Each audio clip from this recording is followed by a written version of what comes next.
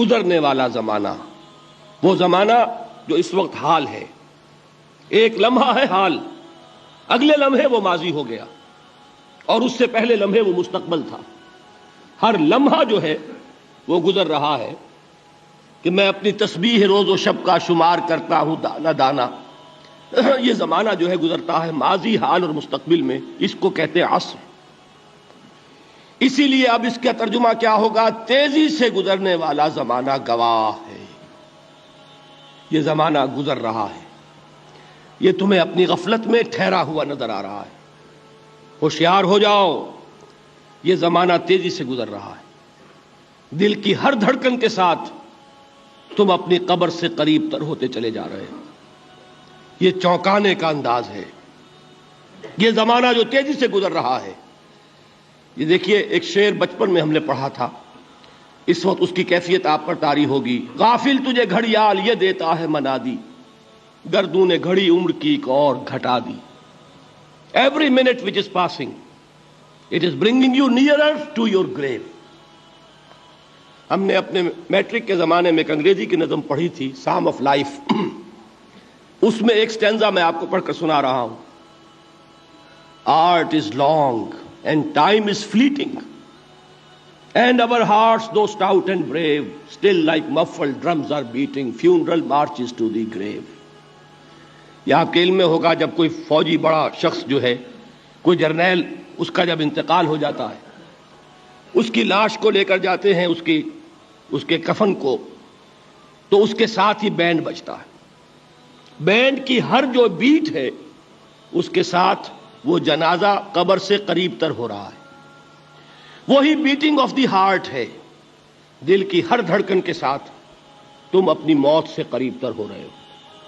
تمہارا یہ جنازہ جیسے کہ وہ بیٹ آف دی ڈرم ہے، اسی طرح بیٹ آف دی ہارٹ کے ساتھ تم اپنی قبر سے قریب تر ہو رہے ہو۔ اور یہ زمانہ جو تمہاری اصل متاع ہے کیا ہمارے پاس؟ یہ تھوڑی سی مہلت، اسی میں کچھ بنانا ہے، اور یہ مہلت تیزی سے گزر رہی ہے، جیسے برف پگھلتی ہے۔ امام رازی ہی نے یہ بڑی عمدہ بات لکھی ہے کہ والعصر کا مفہوم مجھے اس وقت معلوم ہوا جب وہ کہتے ہیں کہ میں ایک شہر میں داخل ہوا، شام کا وقت تھا، بازار اب ختم ہونے والا تھا، تو ایک برف کا تجارت کرنے والا، برف بیچنے والا چیخ چیخ کر کہہ رہا تھا، لوگوں مجھ سے برف خرید لو، جلدی کرو، اس لیے کہ میری برف پگھلی جا رہی ہے۔ اس لیے کہ ایک دکاندار تو وہ ہے جس کا سامان رکھا ہوا ہے، وہ دکان بند کرے گا، اگلے دن کھولے گا، پھر وہ سامان موجود ہے۔ اگر کچھ نہ بکا، نفع نہیں ہوگا، اس کا اصل سرمایہ تو ضائع نہیں ہوگا۔ اگر جوتے کی دکان ہے، جوتے موجود ہیں، سبزی کی دکان ہے، چلیے کچھ باسی ہو جائے گی، کچھ نہ بچی رہے گی، کریانے کی دکان ہے، سامان موجود ہوگا، لیکن یہ برف کا تاجر جو ہے، اس کا برف اگر پگھل گیا تو اصل زر گیا، سرمایہ ختم ہوا۔ انسان کی مثال اس برف کے تاجر کی سی ہے کہ ہر لمحہ وہ برف پگھل رہا ہے، وقت ختم ہو رہا ہے، اور انسان اپنی منزل سے قریب تر ہو رہا ہے۔ اگر اس میں اس نے کچھ بنا لیا تو کامیابی ہے، اور اگر یہ وقت گزر گیا تو پھر تباہی اور بربادی ہے۔ یہ ہے انداز تیزی سے گزرنے والا زمانہ۔ غافل تجھے گھڑیال یہ دیتا ہے منادی، گردوں نے گھڑی عمر کی ایک اور گھٹا دی۔